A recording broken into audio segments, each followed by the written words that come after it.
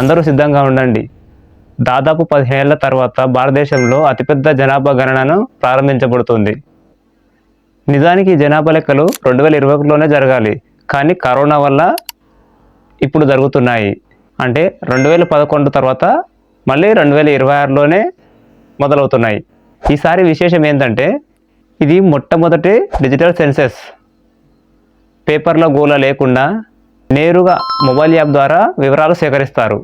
అలాగే ఈసారి కేవలం జనాభా లెక్కలే కాకుండా కులాల వారీగా డేటా సేకరించాలని గట్టిగానే ప్రతిపాదనలు వినిపిస్తున్నాయి.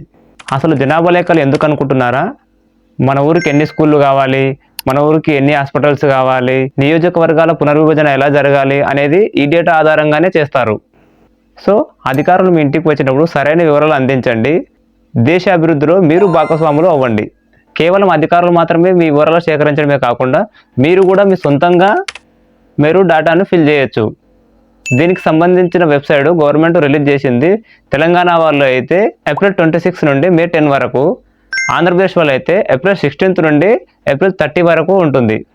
అక్కడ మీ డేటా మొత్తం ఫిల్ చేసి మీరే సబ్మిట్ చేసుకోవచ్చు.